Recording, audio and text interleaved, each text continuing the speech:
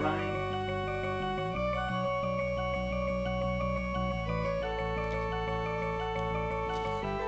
Okay. All right. Uh, so I guess first things first. If you guys hadn't seen any of the feeds earlier today, Brad gave a great tour of the Dork Cave, looking through some Blu-rays as he was working to pick shots for one perfect shot. He's got a new Blu-ray reader so he can rip shots straight from the Blu-rays. I think that's great. I'm gonna probably have to get one of those. Um, and maybe I'll have to do a tour of the Indie Dorks Dork Cave. I don't know. Seems like a Brad thing. And then Darren just finished an awesome doodle session that went on for about 45 minutes where he just freehanded a whole bunch of cool stuff. I am forever impressed by people who can draw things because I have no facility with it. I never graduated past the childish sort of like stick figures I have on my bookshelf right here. I don't know if you guys will be able to see this. This is a lovely piece of art from one of my daughters. I keep all the doodles, well, not all the doodles, but I keep a lot of the doodles that they put on my bookshelves. And this is a piece of art that I drew with all of my skill sets for drawing. So when people can draw, I'm pretty impressed by it. So good on Darren. Thanks for Darren for showing that. Like, I don't know. It's cool if we can like share our affection for things that are going on and put positivity out into the world. So I love that. That's awesome. For me, if this is your first time looking at one of these, I have a hard time sleeping when I'm anxious. I have issues with anxiety, just generally speaking, and like some of my biggest triggers for anxiety are like illness. So this has been like super stressful, and I've had a really tough time sleeping. And my coping mechanism for that when I have a hard time sleeping is I'll get up out of the bed and I'll go somewhere else and I'll read a book for a while. So I thought a sort of late night story time might be helpful to other people as well. I can't see any of the comments while this is going on, so if there are any, I really can't interact, so there's no pressure. If your name is Brad, you don't have to shout for acknowledgement, but I will acknowledge you after I finish reading a story. I've been reading from Cory Doctorow's book, Radicalized. It's a collection of short stories. My first two episodes were The Mask of the Red Death, which was a story about some rich elitists running off to their rich person's blanket fort to hide out from the apocalypse, and things not going very well, because if you want to make things better, you have to engage and work through stuff, and you can't hide from it and let it all sort itself out. Last night I started reading one of the short stories from this called Model Minority. And the core concept for that is what if Superman realized that truth, justice, and the American way only applied to a certain segment of the population, a certain very white segment of the population. And our character's name is not Superman because I think that would be copyright infringement. He's known as the American Eagle. And so where we left off last night, he had gotten involved after a man was beaten on the side of the road by cops. He had gotten involved in it, and I think really made Wilbur Robinson's situation a lot more difficult than he had set out to. And having had a conversation after that had not gone very well with Lois, Lois was trying to give him some advice. And we finished out with her saying, she gave him an even more pointed look. The American Eagle didn't squirm, but he wanted to. I guess the question is, does the American Eagle want to feel good about himself or make a difference? And that line is really the biggest reason that I decided, I think, to read this particular story, is that really speaks to me. Like, when we try and put good things out into the world and we try and right injustices, are we doing it because we want to feel good about ourselves, or are we doing it in the hopes of accomplishing something? And sometimes when we really need to accomplish something, it means we have to go out there and make some very critical, honest assessments of not just the world around us, but ourselves and what we're contributing to it. And I'm speaking as a, white straight dude who lives life on easy street on account of those particular sets of blessings and the way that our society is set up. So when I say we, I mean this we. But anyways, so there's no test. I'm happy to talk about any of these stories with anybody after I finish them up. I think that they're awesome. But the idea is I wanted to share some stories that I enjoy that help take my mind off things that are keeping me awake and give me something else to think about. So, if that sounds like a good time to you, then let's settle in and we'll do some reading. So, Cory Doctorow, Radicalized. This is part 2 for Model Minority. The judge denied Wilbur Robinson's bail, and when people who'd read about his story, some thanks to Lois and her articles, raised money for a lawyer to appeal, he lost too. Someone leaked a story about the prosecutor's fury at the American Eagle's intervention to Lois, but she couldn't get a second source to confirm it, so she didn't publish it. It ended up on the front page of the Post instead.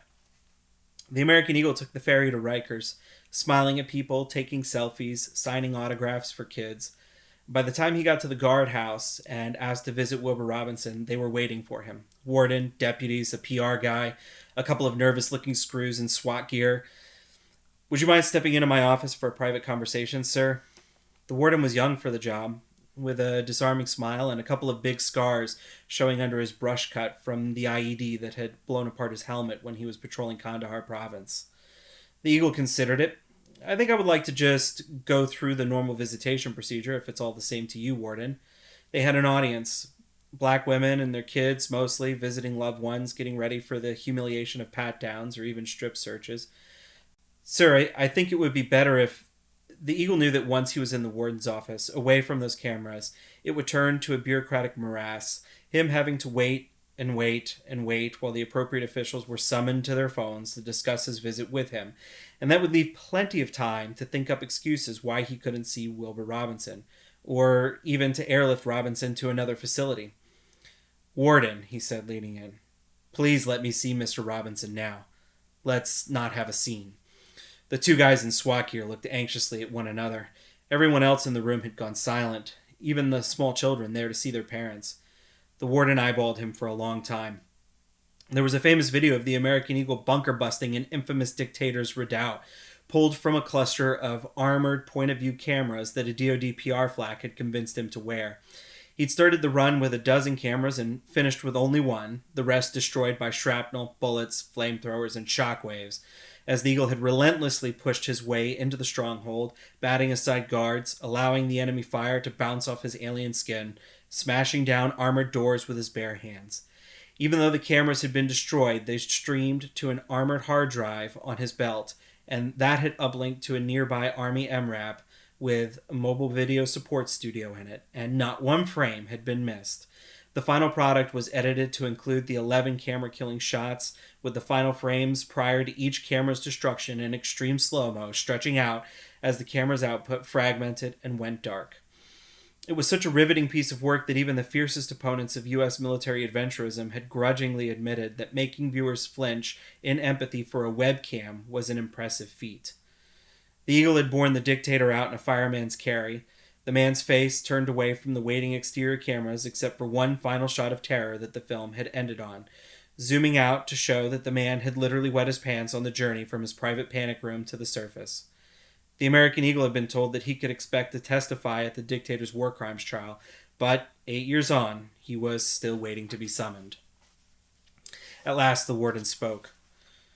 "Someone please sign this person in on the visitor's log." The Eagle didn't set off the metal detector. He'd stashed his keys and phone on the roof of Jackson Heights office tower on his way to Rikers, but he submitted to a pat-down anyway.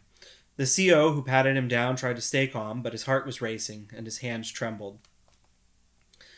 They led him to a conference room with two bolted down chairs on either side of a bolted down steel table with a scratched surface. There were no cameras, not even the little pinhole kinds that humans couldn't see with their naked eyes. It was a room that was used for lawyer-client meetings. While the Eagle waited for Robinson to be brought out, he experimented with the table, tapping it, looking for resonant points. By the time Robinson had arrived, he had a spot picked. Robinson was wheeled in by a deputy with a sour expression. The deputy said nothing as he wheeled Robinson to the table, locked down the chair's brakes from behind, and left, ostentatiously locking the door behind him. The Eagle looked at Robinson. He was haggard and unshaven and smelled of stale BO. It wouldn't be easy to shower at Rikers while in a cast. Robinson stared back.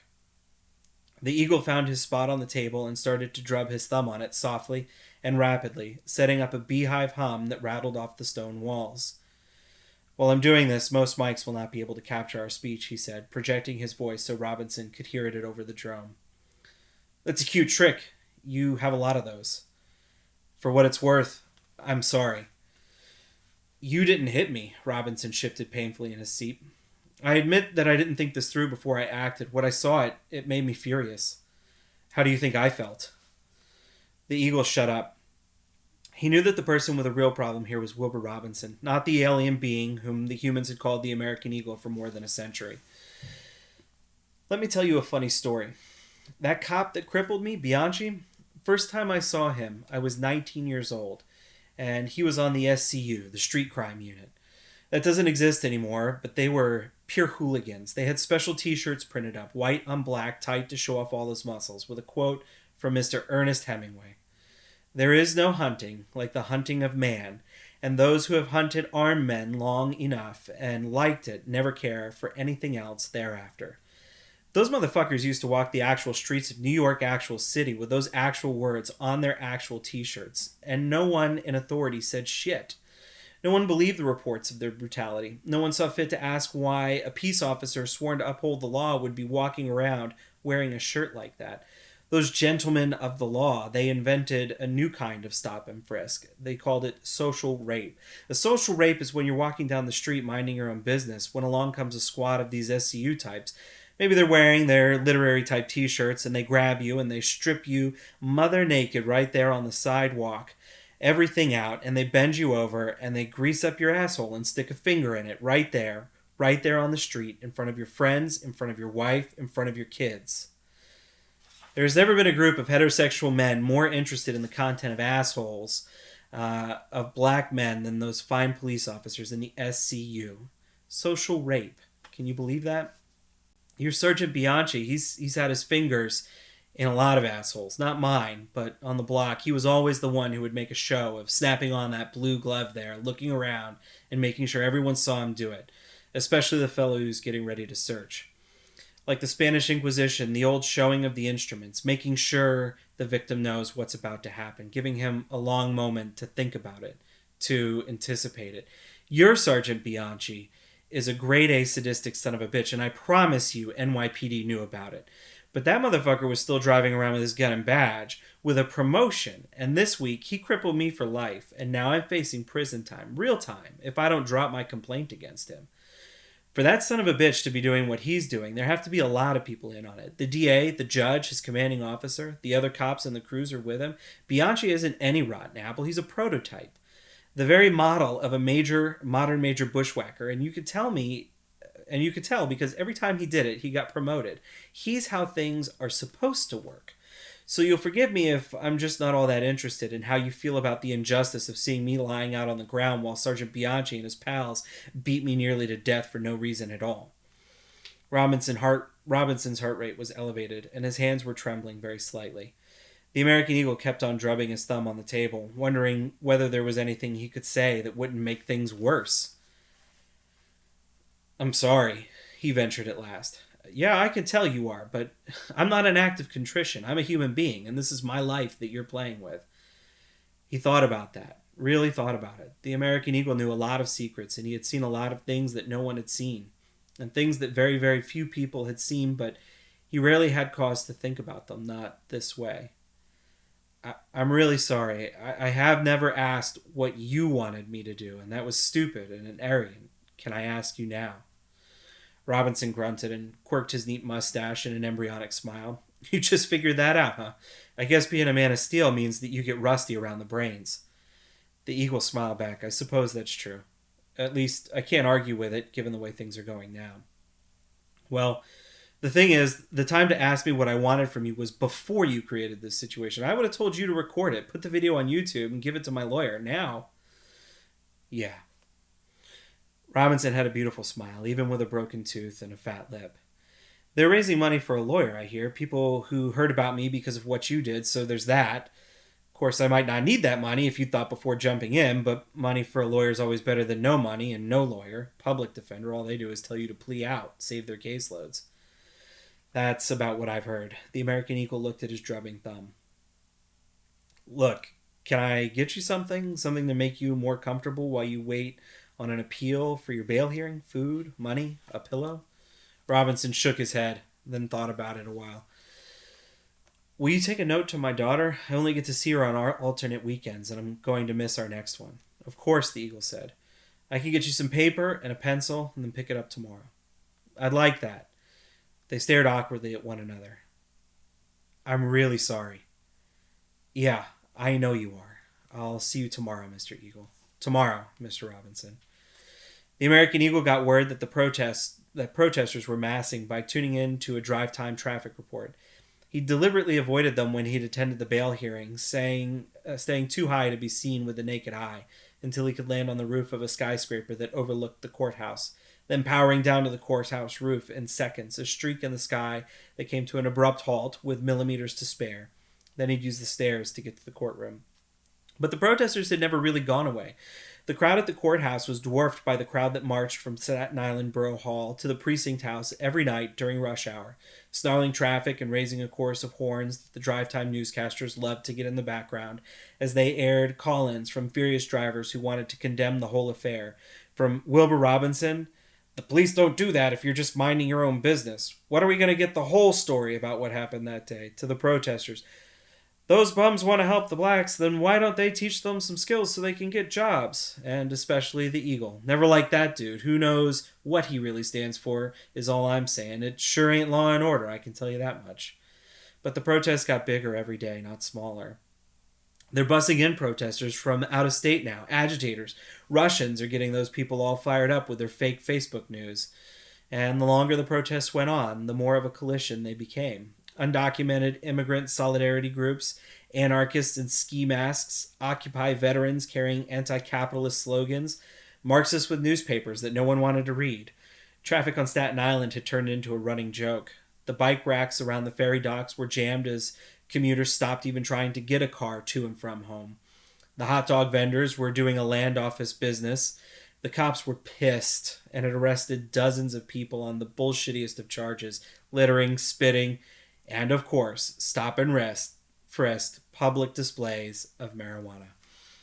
They were halfway to the precinct house by the time he touched down on a gas station roof to get a look at things. There were cops all over the place. He spotted snipers on some of the other roofs. They didn't spot him.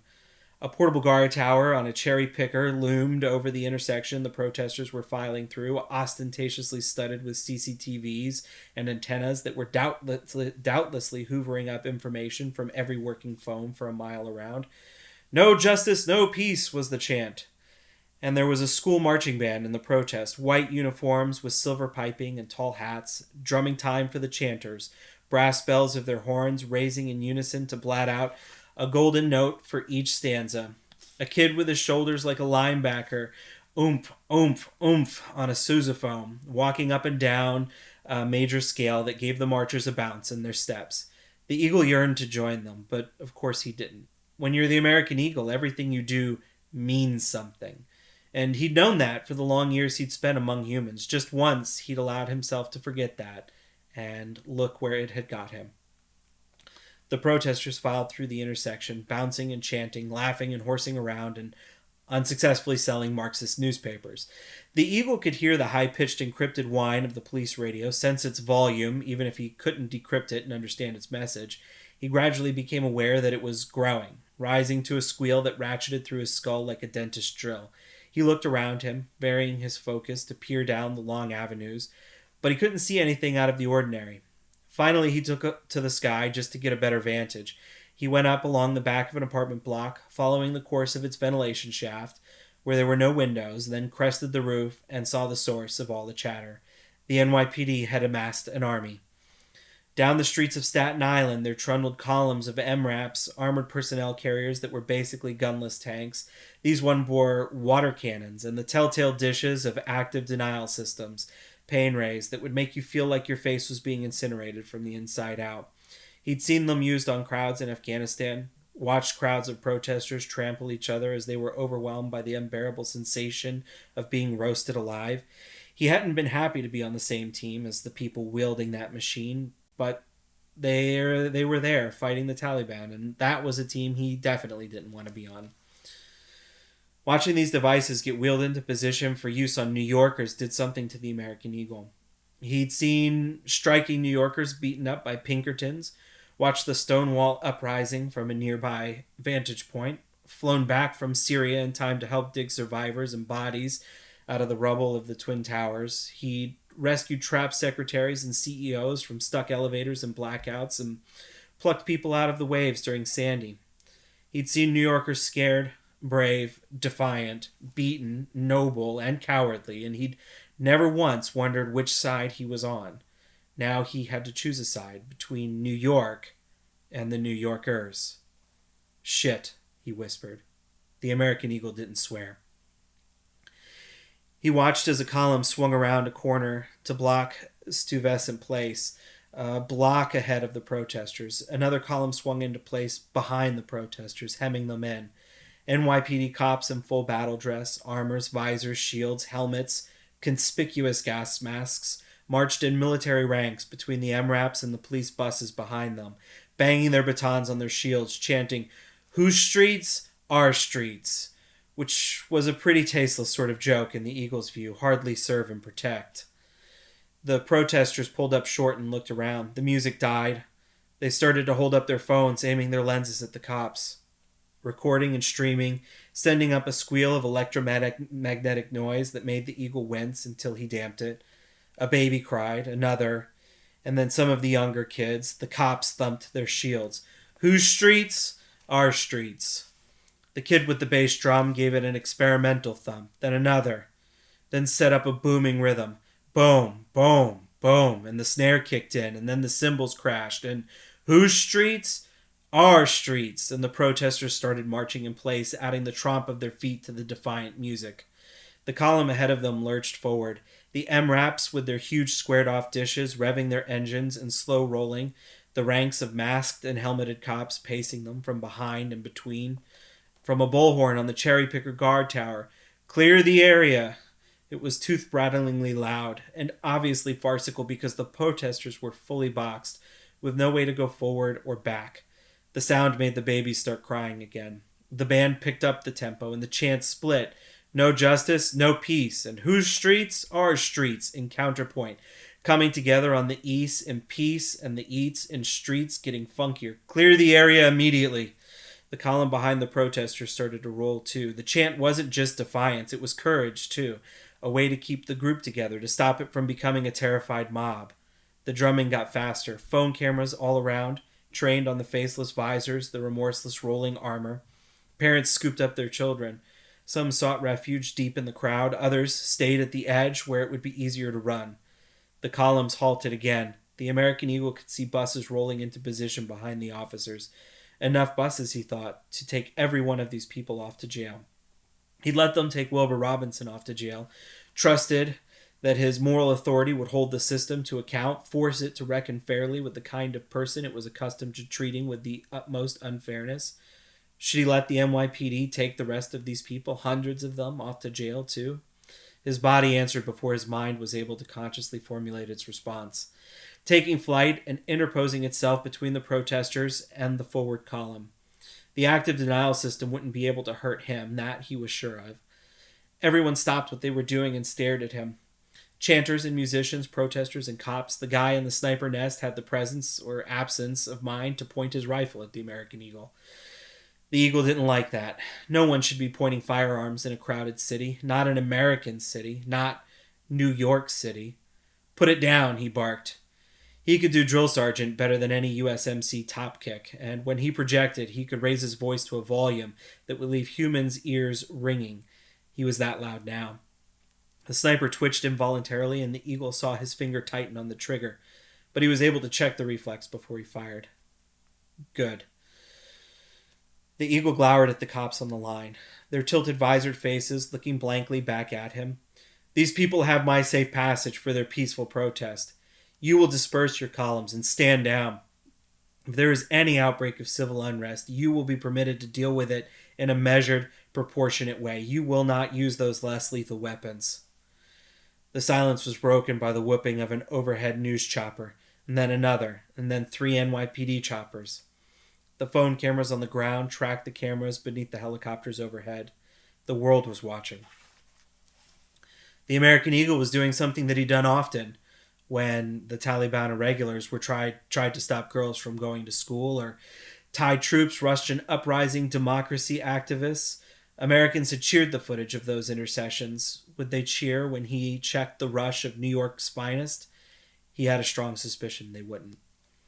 Some of the kids in the crowd were cheering, though, and among the grown-ups, some of the tension had dissipated. Even a few of the cops seemed to be relieved, judging from their armor-obscured body language. Only a psycho would have been looking forward to what it had seemed inevitable a moment before. The cops were all looking up at him through their visors. He looked back, and one of the cops gave him the nod, a respectful gesture of thanks. He was the American Eagle again, hero of a nation, defender of all that was right and good. The news networks slaughtered him. No one had footage of the crowd before the cops showed up, so instead they used B-roll of protests that had turned violent. Then long lens shots of the cops' armor columns moving in on the protesters. Then the American Eagle intimidating the NYPD with his superhuman powers, letting these apparent lawbreakers go free. Activist Twitter was a little kinder, but even the people who praised him for intervening to uphold Americans' rights against one of their own police forces always had an implied or explicit "finally" in their tweets. "This is a declaration of war," said a talk radio blowhard. "This monster from the stars styles himself the American Eagle, but he is no American. He isn't even a human. He has no allegiance to our planet nor our species, let alone this country. We got in bed with an extraterrestrial creature, and now we've got to figure out how to divorce him. This isn't a comic book. We don't have any handy kryptonite lying around. This has got to be our top priority now. Our nation cannot be said to be secure while it is in conflict with an unstoppable, inhuman super being." Conspiracy Twitter was a dumpster fire. There had always been a low-key conspiracy theories about the Eagle going back centuries. He was a demon summoned by Freemasons to subjugate America. He was a secret laboratory experiment gone horribly wrong, or sometimes exactly right. He was a special effect created by hologram projectors or AI-based video doctoring algorithms, and the people who claimed to have seen him were hypnotized or crisis actors or special effects themselves.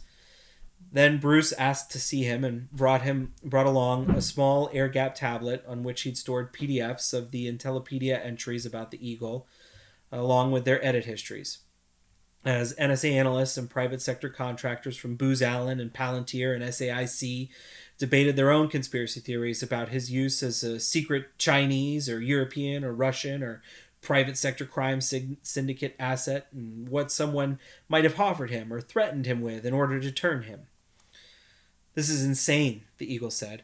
Bruce had arranged for the rendezvous for one of his safe houses, the penthouse of a willowy 90-story building that was almost entirely empty, consisting of unoccupied condos that served as safe deposit boxes in the sky for offshore criminals. It was Bruce's place, so the generic designer showroom furniture slid aside to allow access to arms caches, a small operating theater, and a BDSM dungeon that was meant to be discovered by anyone who went looking for the dark secret of the billionaire playboy's playpen.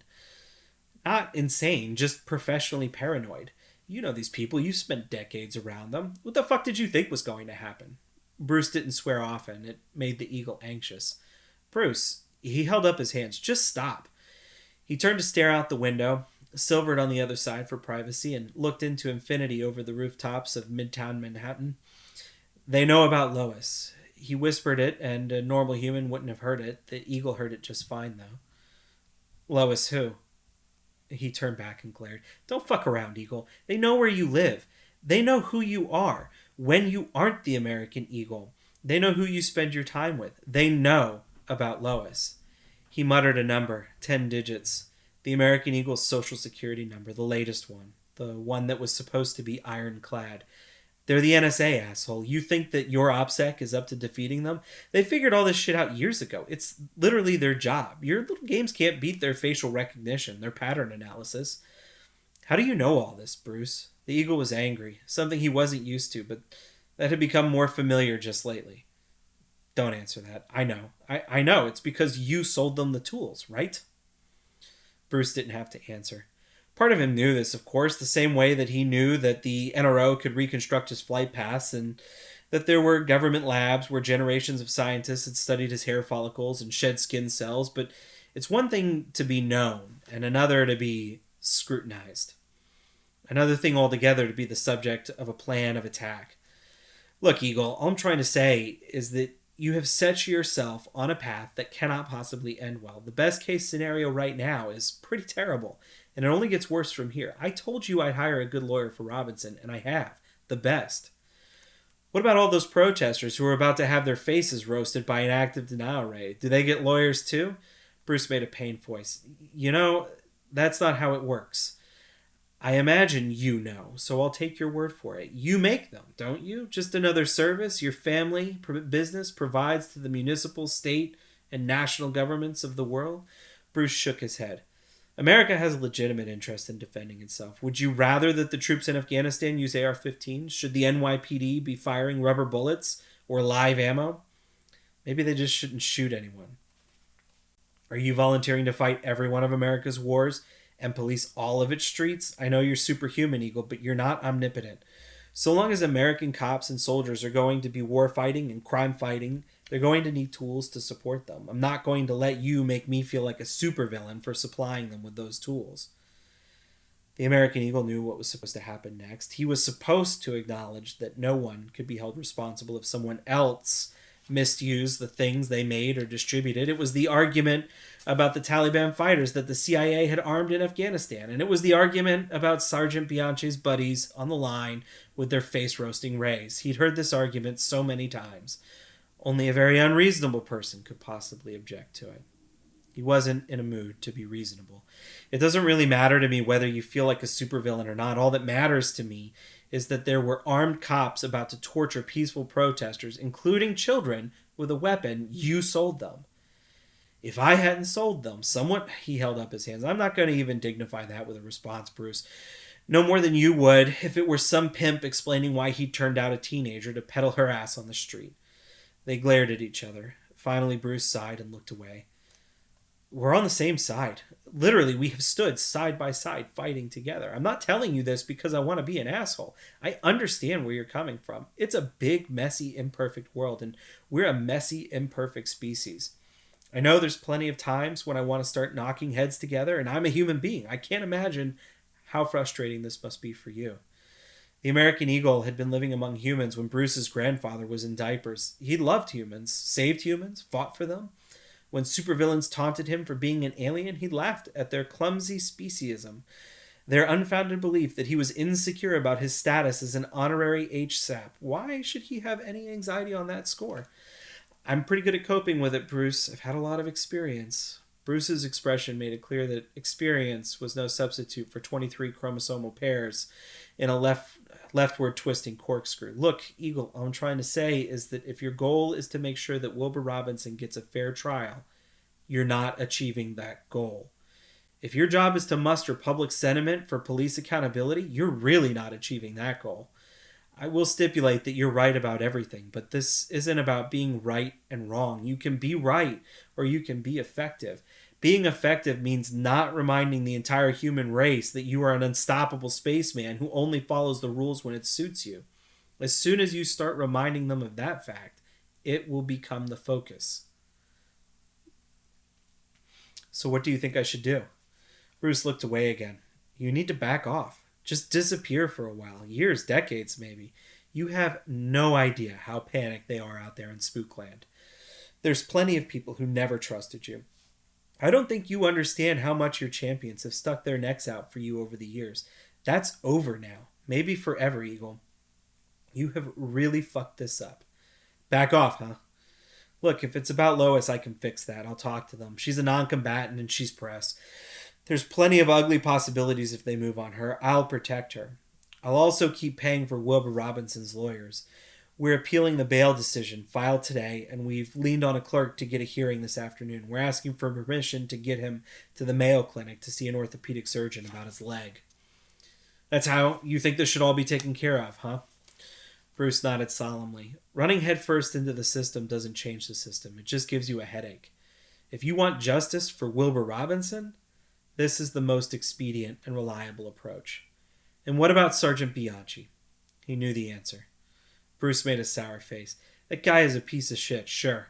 I've talked to the commissioner. They're going to offer him a buyout, enough to make it worth his while to take early retirement. Going to call it a partial disability for his PTSD from, he looked pointedly at the Eagle. So he gets rich and walks away a free man, without a badge, without a gun, without his police union behind him. Yeah, without a criminal record, without any problems getting a job as a cop somewhere else or in private security, without any recognition that he'd done anything wrong. Bruce shook his head. Be realistic. This is the best we can hope for right now. Don't let the perfect be the enemy of the good. I'll take it under consideration. Bruce grabbed him by the shoulders and stared into his eyes. Don't fuck this up, Eagle. I know you've been doing this for a long time, but things are different now. No one cares about what you did a century ago, but they'll remember what you did last week for a long time. Don't make it worse. The Eagle didn't say anything. He never kept a scrapbook of all his accomplishments. It would be a hell of a clue if anyone ever found it. But other people had, and he'd seen them go for top dollar on eBay and fierce bidding among collectors who would pay thousands for albums of yellowing newspaper clippings and autographed headshots, generations worth of lives saved, wrongs righted, villains vanquished. Think about this story, Eagle. Once he was our hero, but then something went wrong with him, and he became our greatest threat. You are stronger than any of us, and you can fly and see through walls, but you don't have superpowers of persuasion. The people who are all pissed off at you, that's their superpower. They can convince people of anything. And you've got them scared. You don't want to pit your superpowers against theirs. They have the kinds of powers you can't just punch out. The Eagle had met propagandists over the years, letting them talk him into posing for their photo ops, delaying missions until the cameras could be rolled into position. They'd always struck him as unrealistically confident about their own abilities, but on the other hand, it was hard to argue with results. Why would the NSA want to stick up for dirty NYPD cops? Bruce smiled. It's not so much that they'll stick up for them, but imagine the kinds of countermeasures you're fielding against New York's finest being used against the same weapons systems in Kandahar province. If you can neutralize those systems, then you have to be neutralized. That made a perfect, terrible sense. The Eagle had an untethered feeling of dread and remorse, and the carefully suppressed fear that he'd burned the wrong bridge bubbled up.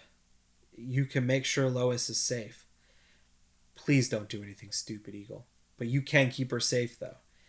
Eagle, Bruce, I need to know if you can keep her safe. He sighed. I can keep her safe. The American Eagle nodded his thanks and launched himself off the balcony.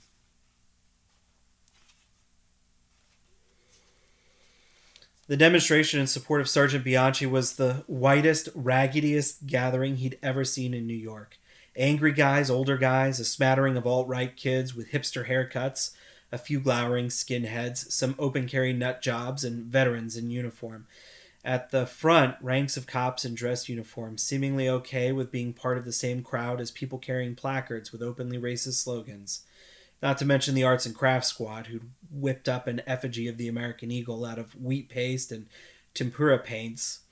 He'd watched them from a rooftop 40 stories above them, too far for any human eye to discern him, close enough that he could read their lips as they chanted, "Hey, hey, it's the USA, bug-eyed monsters, go away." He hadn't heard the phrase bug-eyed monster since the 1980s, and even then it had been an anachronism. But these guys, all guys, were the anachronism squad. They marched from City Hall to DHS headquarters on Varick Street, and the cops lined the steps facing out, an honor guard behind the speakers, while the crowd stood on the plaza facing back and listening as they were harangued by megaphone. Onlookers looked on from around the edges, some jeering and others cheering. The American phone he'd been given. And while he wasn't the most articulate orator the Eagle had ever heard, he knew his crowd. The Eagle spotted the counter demonstrators when they were still 2 blocks away. They were a lot browner than the Bianchi crowd, but by no means entirely brown. A New York mix, multiracial, well-dressed, funky, with signs that were much funnier than bug-eyed monsters go away. At their front, walking with a cane, was Wilbur Robinson, his expression fixed in a mask that might have been fear and might have been determination. He set their pace, so they went slow, and soon there were cruisers pacing them, and the news of their impending arrival reached the police demonstrators as one after another they checked their text messages or put their heads together to talk. The people on the street recognized Wilbur Robinson, took pictures, a few trickled in to join the march.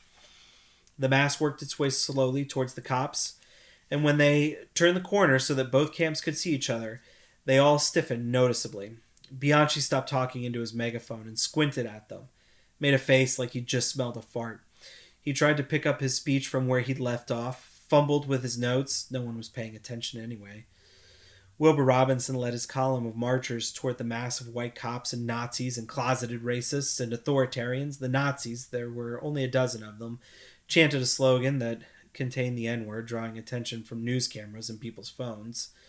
Everyone around them edged away, not wanting to be captured in the same shot as someone openly using a slur that they more commonly reserve for private company.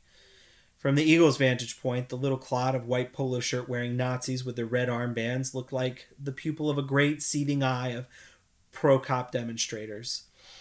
The 2 camps were now close enough that they looked like they might merge. The on-duty cops, who had only a moment before been raptly listening to Sergeant Bianchi's fumble-tongued speech about protecting decent people and social justice warriors who'd let animals run wild and telling it like it is, started to move between them to serve as a buffer. Wilbur Robinson continued to walk forward slowly, relentlessly, until he ran up against the uniformed police lines. "Excuse me, sir, may I get past, please?" The American Eagle could read his lips from his vantage point. But even if he hadn't been able to, Robinson's body language was plain to see. The uniformed cop didn't budge. The counter-protesters started to chant, "Let him pass! Let him pass!" Bianchi, megaphone in hand, standing on the steps, looked confused and angry. He'd lost control over the scene, and now he looked foolish and cowardly, a pumped-up gym jockey backed by a rank of dress uniform cops protected by another rank of regular uniform cops, all to keep him from being confronted by a slender black man with a cane. Like a sleepwalker, he drifted down the stairs, walking slowly through the crowd which parted for him, all eyes on him, until he was standing on the other side of the cops, who blocked Robinson's way. "You got something to say to me?" His back was to the Eagle, but his body language spoke volumes, and the words were picked up on the open mic of his bullhorn. He fumbled with it, but before he could click it off, Robinson spoke. "I want you to know that I'm not going to give up." The cop between Robinson and Bianchi shifted uneasily. "Are you threatening me?" Robinson considered this for a long moment. "I expect I am, Sergeant Bianchi. You are a disgrace to your uniform. When you dragged me out of my car and crippled me, you committed a crime. When you lied about it, you committed another one. When your friends covered up for you, they committed a crime. And the fact that you're standing here whining and I'm out on bail and facing 35 years in prison means that there's no justice at all in this city.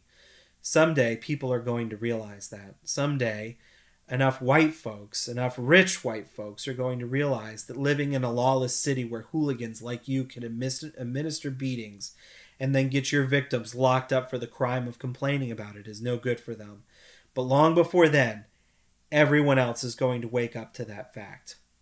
Brown people, white people, Chinese people, Puerto Ricans, everyone else.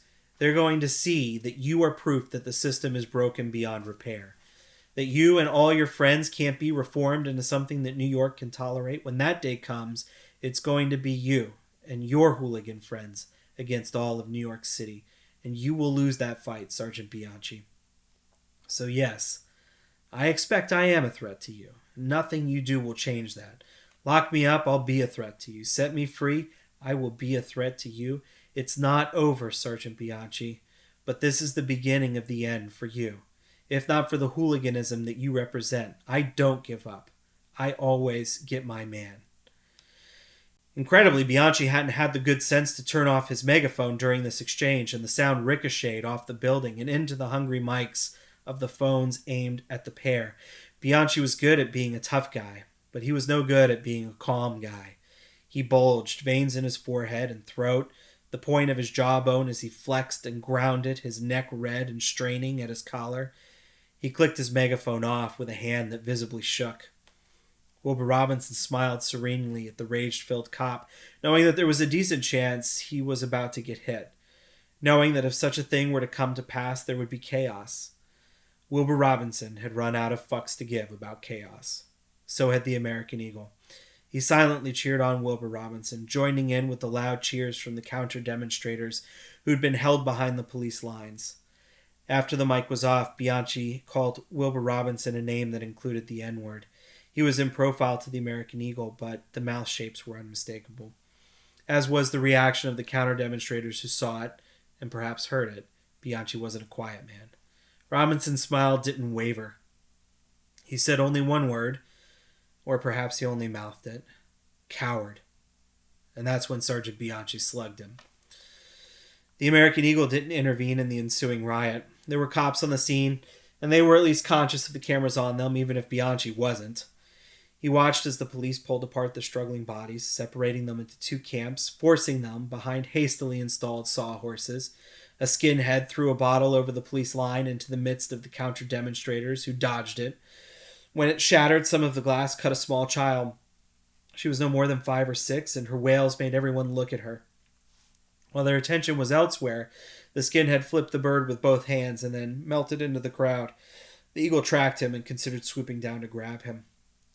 Wilbur Robinson was sitting on the ground being attended by an EMT who was shining lights into his eyes and carefully feeling him from toes to skull for fractures and sprains. Reading his lips, the eagle saw that he was repeating, "I'm okay. I'm okay," though Bianchi had given him a black eye that was swelling up despite the EMT's ice pack. Robinson eventually pushed the EMT away and struggled to his feet. A younger man, one of the counter-demonstrators, dressed in a narrow-lapelled suit, neat hair, and wire rims, like a latter-day Malcolm X, rushed to help him. They conferred briefly, and he called out to a friend who brought him another megaphone. Robinson lifted it to his lips. "Officers, I would like to swear out an assault complaint against Jeffrey Bianchi. I would like you to arrest him and charge him. I have many witnesses here who saw him attack me, including each and every one of you." He stared at them mildly, unblinkingly. "Please, do your duty." Not one cop moved. He brought the bullhorn back to his lips. "Sergeant Jeffrey Bianchi, I place you under citizen's arrest." He walked toward the cop who planted his feet and stuck his chin out. "Please come with me." Bianchi shoved him, and his cane flew out into the crowd as he windmilled his arms. Slowly, he got back to his feet. The younger man brought him his cane. He walked towards Bianchi again. Again, Bianchi shoved him. This time, he cracked his head on the pavement and sat up slowly, obviously dizzy, rubbing his head gingerly. The young man helped him back to his feet. People around, not just the counter-demonstrators, but the spectators too, and there were more of those every minute, shouted at him, cheering him, telling him not to get hurt, calling Bianchi a coward, exhorting the cops around them to do something. The cops exchanged nervous looks. An officer arrived in a cruiser with its siren and lights going and made his way to Bianchi. He spoke too quietly to be heard, even by the American Eagle. Bianchi shook his head once and started walking toward Robinson. He bunched his fists together and got ready to swing. The Eagle could see it would be a hell of a blow. With all the muscle Bianchi had put on, pumping iron, the kind of thing that could break Robinson's jaw. The Eagle was about to leap off the building and arrow down to intercept the blow when a hand in an armored glove caught Bianchi's wrist and held it. Bianchi tried to swing and just succeeded in knocking himself off balance, dangling from Bruce's iron grip, as Bruce stared down at him within his cowl. He shook his head slowly, keeping eye contact with Bianchi. Bianchi had gone pale, from surprise or from the pain of his wrist bones grinding together. The Eagle couldn't say which. Bruce spoke, lips visible beneath the peaked nose guard of his cowl. "Don't do that." He released Bianchi's wrist with a snarl and let him fall to the ground, and before he hit, Bruce was already stalking toward the captain, his cape billowing behind him. "Do your goddamn job," he said, his face inches from the officers. And then he was off, leaping onto his motorcycle and roaring down an alley. From his vantage, the Eagle could see Bruce emerge from another alley in civvies, the bike transformed into a rusty beater that he chained to a lamppost. The Eagle supposed Bruce would send the boy out later to retrieve it. The officer led Bianchi into a cruiser, letting him sit in the front. He quietly Mirandized Bianchi while he sat, wooden-faced and fuming. The two sides looked at one another. Then, as a mass, they dissipated. The show was over for today. Lois wouldn't answer her phone. After 2 days of unreturned messages, the American Eagle put on civvies and took the subway to her apartment. She didn't answer the buzzer. He started to feel a slow roil of fear and walked around the back and climbed a dumpster and leaped onto the fire escape, then climbed it with convincingly human awkwardness, found Lois's window, and peered in, using X-ray vision to look through the whole place, though even a quick glance showed him that the place was empty, cleaned out. Forcing himself to be calm, he called the newspaper and asked to be put through to her extension, and got a voicemail saying she was on an overseas assignment, and referring him to another reporter if he had any juicy tips. He had barely hung up the phone when it rang again. "Hi, Bruce. She's safe, but she wanted out, so I helped her get out." Bruce, it was her idea. She had figured it out. Had heard from her intelligence community sources that things were happening, things that could involve her. She's fine. I found her a source in major Russian defense contractor who's willing to reveal how they spy on the oligarchs for the Kremlin. She's happy as a pig in shit over there, believe me. She's in Russia? Safer than here right now. You've made enemies, you understand? And she didn't want to talk to me about it? She was very adamant on the subject. There was an awkward pause. Give it time. You have lots of that, right? Another pause. Or don't. Find someone else. Or take a sabbatical. You've earned it. And God knows you're not going to get much done the way things stand. You really fucked things up. The American Eagle groped for words that wouldn't come. Come on. Don't you have a fortress of solitude in the Arctic or something? That was a promotional stunt. It had been decades since he relocated the remains of his landing craft to the dark side of the moon.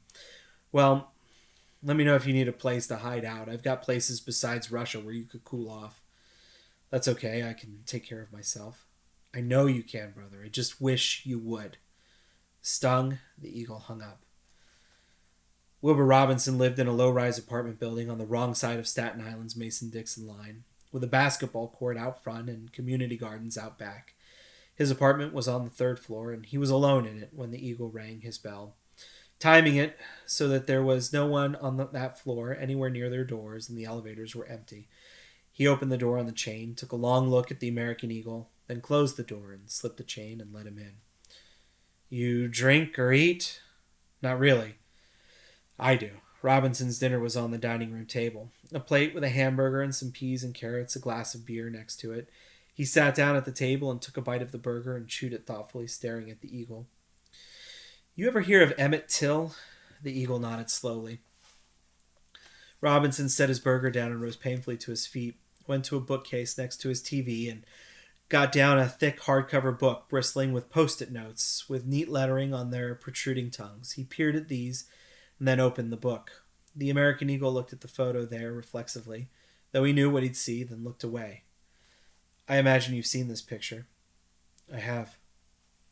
Emmett Till lay in a casket in his parents' living room, a 14-year-old boy in a Sunday suit, the only recognizably human parts of him beneath the suit.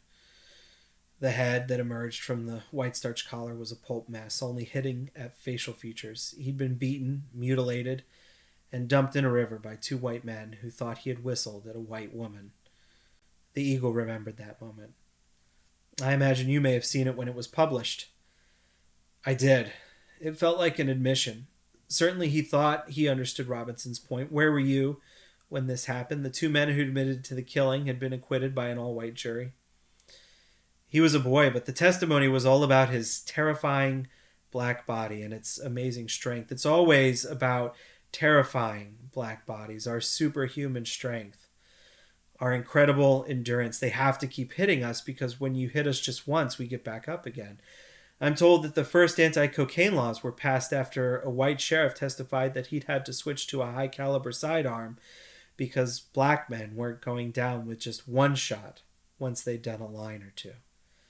Robinson gave him a long look. He squirmed, finally. Superhuman strength isn't everything, it's cracked up to be. I wouldn't have minded it. Bet Emmett Till wouldn't have minded it either. He'd covered the trial for the paper in a small way, doing man on the street in Times Square with New Yorkers looking out in the horror at the travesty in Mississippi. He'd interview these white, upstanding Northerners, and they'd say all the right words. And then his superhuman hearing would pick up what they really thought when they walked off, whispering to their friends. Let one of them try it on my sister, and they'll think that Till kid got off easy. Bet he wouldn't have. Mr. Eagle, I can't help but notice that you had plenty of chances to fly down to the Jim Crow South and sit at a lunch counter. I can't help but notice that you didn't do any of that, but you were moved to intervene when I was getting a beating from Sergeant Bianchi and his little gang of sadists. The Eagle nodded. Care to explain that discrepancy? The Eagle heaved a sigh. That's a question I've asked myself more than once, I guess. He trailed off. Robinson's apartment was homey, lived in. A poker mat and chips under the glass coffee table and folding chairs peeking out of the closet, ready to be brought out and set up when there was more company than the dining room set could seat. The Eagle never had company, not even Lois. I guess I just hit my limit. Robinson looked at the photo for a long time and then closed the book. Took you long enough. The Eagle didn't know what to say to that. Robinson was right. He let himself out. From behind the closed door, he heard Robinson limp across the room to put the book away. Bianchi was taking a nap in his cruiser when the Eagle found him. His Tempe PD uniform was sweaty and rumpled, his face tanned from the Arizona sun except for the bridge of his nose, which was sunburned. The Eagle let his shadow fall across Bianchi's face, watched him stir, then open one eye, then sit upright, reaching instinctively for his sidearm. As Bianchi woke more fully, he took his hand away, then lowered the window. You enjoying yourself? Not really. The Eagle hadn't worn his cape and cowl in months, not since he'd left New York. Not since the third time he'd been taunted by a human, telling him to go back to where he came from. Since then, he'd been mostly walking, taking old roads that were made obsolete 75 years ago when the interstates had gone in. He'd walked those roads before, in another time, another America. Or at least an America whose story he selectively told himself. It felt weird to be wearing it now. We're within 100 miles of a border. What if I asked you for proof of citizenship?